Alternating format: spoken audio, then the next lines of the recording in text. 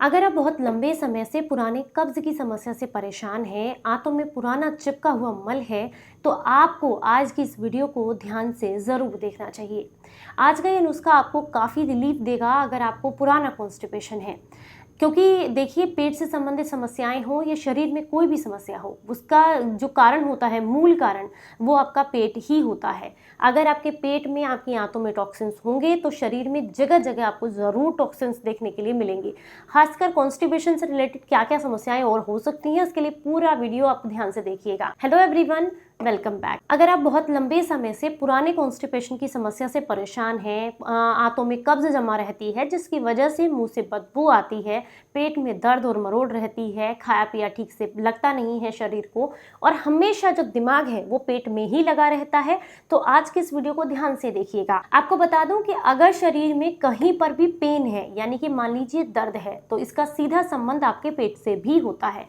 कई बार क्या होता है, आंतों में जो इन्फ्लेमेशन होता है, हमारी आंतों के अंदर जो गंदगी होती है, सूजन होती है, ये कोई भी प्रॉब्लम अगर पेट में होती है, उसका असर हमारे शरीर के अलग अलग हिस्सों पर पड़ता ही पड़ता है। अगर वो टॉक्सिन्स जो हैं आपके ब्लड में जाते हैं तो ब्लड से संबंधित प्रॉब्लम्स होती हैं, स्किन से रिलेटेड प्रॉब्लम्स आपको होने लगती हैं।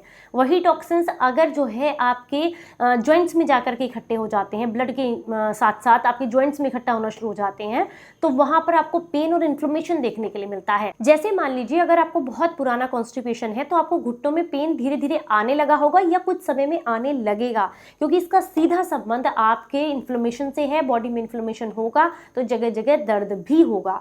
इसके अलावा अगर आपको बहुत लंबे समय से, रात को सही सोते हैं लेकिन सुबह बैक में बहुत ज़्यादा पेन और तीव्र पेन महसूस होता है, पर जब आप फ्रेश हो जाते हैं तो उसके बाद वो नहीं रहता, इट मीन्स आपकी नसों में गैस है जो कि पुराने कॉन्स्टिपेशन की वजह से है और जो आपको बार बार कमर में दर्द दे रही है। इसका कारण कोई स्लिप डिस्क या और कोई पेन नहीं है, वो नसों के अंदर भरी हुई गैस है जो कि आपको कॉन्स्टिपेशन की वजह से है। तो इसलिए कॉन्स्टिपेशन को जड़ से खत्म करना बहुत जरूरी है। तो अगर आपको ये सारी समस्याएं देखने के लिए मिल रही हैं तो सबसे पहले जरूरत है आपको अपने पेट की तरफ ध्यान देने की।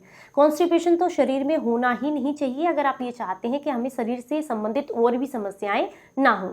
तो चलिए अब हम बताएंगे आपको नुस्खा कि आपको इसको कैसे बनाना है। इस नुस्खे को बनाने के लिए आपको आधा लीटर पानी लेना है जिसे आप गर्म करने के लिए रख देंगे। इसके अंदर आपको 25 से 30 ग्राम इमली डालनी है। इमली वही जो बच्चे भी खाते हैं, हम भी खाते हैं, खट्टी इमली जिसे हम चटनी बनाने के लिए भी इस्तेमाल करते हैं। उस इमली को आपको इसके अंदर डाल देना है। 25 से 30 ग्राम आप आधा लीटर पानी में डाल दीजिएगा। इतना ही आपने इसके अंदर गुड़ डालना है। जितनी आपने इमली डाली है उतना ही आप इसके अंदर गुड़ डालेंगे, लेकिन गुड़ पुराना होना चाहिए। 1 साल 1.5 साल पुराना होगा तो आपको ज्यादा रिलीफ देगा। इसे अच्छे से आपको पका लेना है। अब जब इसमें खूब अच्छे उबाल आ जाए तो आप इसे गैस को बंद कर दीजिए और उसके बाद जब ये थोड़ा ठंडा हो जाए, गुनगुना सा रह जाए, तो अपने हाथ से अच्छे से मसल कर, जो इमली का पल्प है ना पानी के अंदर, उसको खूब बढ़िया तरीके से मसल दीजिएगा। मसलने के बाद छान करके इसको, पानी को किसी कांच की बोतल में करके रख लीजिएगा। अब दिन में 2-3 बार आपको इस पानी का ही सेवन करना है, मतलब इसको पूरे दिन में आपको खत्म करना है। चाहे तो आप क्या कर सकते हैं, अगर आपको खट्टा सूट नहीं करता है तो 4 बजे से पहले पहले इसको हल्का गुनगुना करके आप ले सकते हैं। और अगर आपको खट्टा सूट कर जाता है तो दिन में किसी भी समय, रात को सोने से पहले भी अगर आपको खट्टा सूट कर जाता है तो आप रात को भी ले लीजिएगा। बस आपको पूरे दिन में इस पानी को खत्म करना है। पीने का एक खास तरीका है, इसे जब भी आप पिएंगे या तो खाना खाने से 1 घंटा पहले लेंगे या 1 घंटा बाद लेंगे।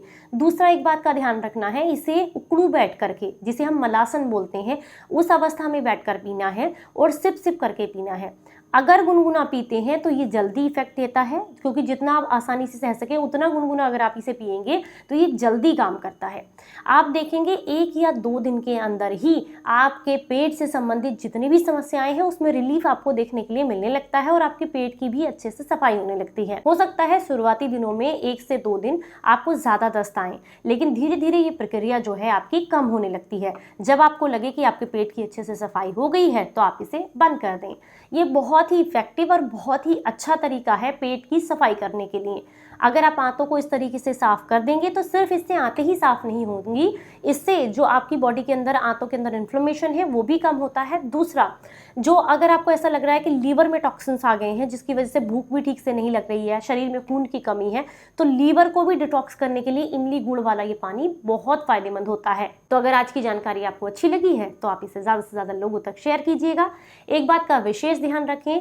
इससे अगर आपकी जो है बीपी की दवाइयाँ चल रही हैं, आपको डायबिटीज़ है, प्रेग्नेंट महिलाएं हैं, उन्हें इसका इस्तेमाल नहीं करना है। चलिए फिर मिलूंगी किसी नई जानकारी के साथ, तब तक अपना बेहद ख्याल रखें और हंसते मुस्कुराते रहें।